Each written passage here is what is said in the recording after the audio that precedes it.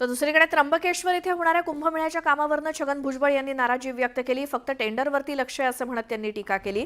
कुंभमेळा निधी, ring road तसंच इतर कामावरनं भुजबळांनी संताप व्यक्त करत सरकारला एक प्रकारे घरचा आहेरच दिलाय। गोदावरी नदी स्वच्छ करा, बाकी काही गरज नाही असा सल्ला भुजबळांनी दिला।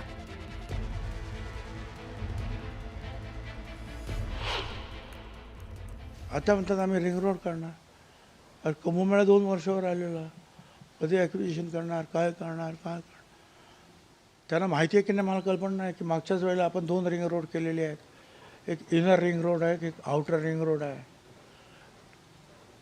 तो आउटर रिंग रोड मी जाऊनच आलो त्या दिवशी। त्र्यंबकेश्वरून मी ज्या कावणायला गेलो, अतिशय उत्तम रस्ता, ते पहनेवरून जातो सगळे रस्ते। आता जिथे खराब झाला आहे ते रुंद करा, चांगले करा। इनर रिंग रोड जे आहे त्याचे काही काम आहे ते व्यवस्थित करा, चांगले करा। नवीन रिंग रोड करायचा आहे, करा, माझं काय हरकत नाही।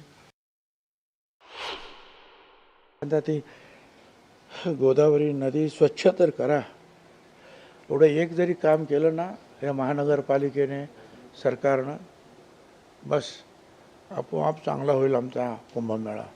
काही अधिक करण्याची आवश्यकता नाही, आपोआप होणार। पुढची एक मोठी बातमी ती म्हणजे मलाही वाटतं मी मुख्यमंत्री व्हावं, पण कुठे जमतंय, कधी ना कधी तो योग येईल असं नाही असं वक्तव्य राज्याचे उपमुख्यमंत्री अजित पवारांनी केलं। त्यांच्या या वक्तव्यामुळे अजितदादांना अजून मुख्यमंत्रीपदाची खुर्ची खुणावत असल्याचं पुन्हा एकदा दिसून येत आहे। त्यावरती उबाठाचे खासदार संजय राऊतांनी मात्र टीका केली। भाजपसोबत राहून अजित पवार मुख्यमंत्री होणार नाहीत, जर पक्ष भाजपात विलीन केला तर कदाचित मुख्यमंत्री होतील असं संजय राऊत म्हणाले। उद्याच्याला या महाराष्ट्राचे मुख्यमंत्री महिला झाली पाहिजे, आपल्याला सगळ्यांनाच तसं वाटत असतं, परंतु शेवटी तो योग पण जुळून यावा लागतो।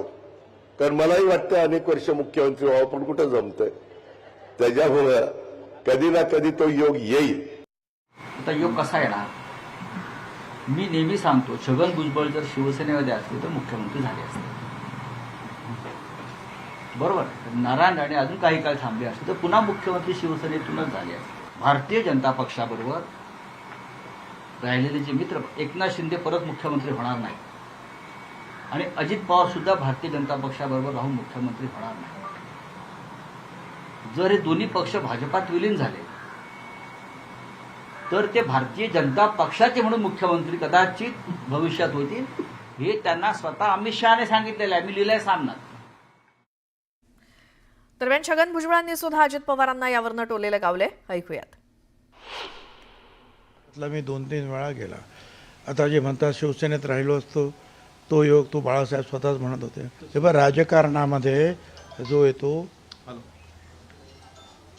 तो अशी अपेक्षा घेऊनच येतो की मला नगरसेवक व्हायचं आहे, मग महापौर व्हायचं आहे, आमदार, मंत्री, मुख्यमंत्री व्हायचं, मग मला दिल्लीत जायचं आहे।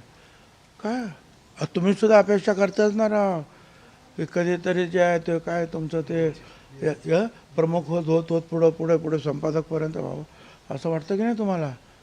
वाटतं सगळ्यांना, का वाटू नये? पुढची बातमी, राष्ट्रवादी काँग्रेस पक्षाकडून आज महाराष्ट्राच्या माजी मुख्यमंत्र्यांचा सत्कार करण्यात येणार आहे आणि या सोहळ्याला माजी सर्व मुख्यमंत्र्यांना निमंत्रित करण्यात आले। मात्र या कार्यक्रमाला शरद पवार उपस्थित राहणार नसल्याचं सांगण्यात आलंय। माजी मुख्यमंत्री सन्मान कार्यक्रमाचे शरद पवार यांना निमंत्रण मिळालं नसल्याचं सूत्रांकडून समजतंय। दरम्यान शरद पवार त्यांच्या पूर्वनियोजित कार्यक्रमासाठी पुण्याहून मुंबईला रवाना झाले।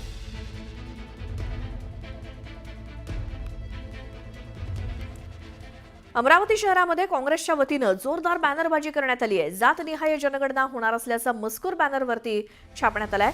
राहुल गांधींच्या संघर्षाला यश आल्याचं म्हणत बॅनरबंद राहुल गांधींचं कौतुक करण्यात आलंय। दरम्यान जातनिहाय जनगणनेची तातडीनं अंमलबजावणी करण्याची मागणी सुद्धा बॅनरबंद करण्यात आली आहे। की राहुलजींच्या संघर्षाला हे यश आलेलं आहे, मग सभागृहात असेल किंवा सभागृहाच्या बाहेर असेल, त्यांनी सातत्यानं जेवढी ज्याची आबादी तेवढी त्याची हिस्सेदारी या पद्धतीनं घोषणा करून मागणी केली होती आणि काँग्रेससुद्धा त्यासाठी कटिबद्ध होती। म्हणून हे काँग्रेस आणि राहुलजी यांचं यश आहे। येणाऱ्या काळात त्याची लगेच अंमलबजावणी व्हावी. जातीनिहाय जनगणना करण्याचा निर्णय भारत सरकारने घेतला आणि मला असं वाटतं आणि ही वास्तविकता आहे की हे राहुल गांधीच्या मागणीला मोठं यश आहे. सातत्यानं राहुल गांधी म्हणत गेले की जिसकी जितनी भागीदारी उसकी उतनी हिस्सेदारी, आणि त्याच अनुषंगानं त्यांनी सभागृहामध्ये संसदमध्ये सुद्धा हे म्हटलं होतं की ह्या संसदमध्ये आम्ही हा अधिकार घेतल्याशिवाय राहणार नाही आणि सरकारला त्याची अनाउन्समेंट करावी लागली. पुढची एक महत्त्वाची बातमी बघूयात. मुंबईमध्ये शिवसेनेनं सदस्यत्व अभियानासाठी जोरदार बॅनरबाजी केली आहे. मैत्री धाग्याची नाही, मैत्री वाघाशी असा मजकूर या बॅनरवरती लिहिण्यात आलेला आहे. या बॅनरमधनं शिवसेनेनं शिवबंधनावरनं ठाकरे गटाला डिवचत जोरदार निशाणा लगावला.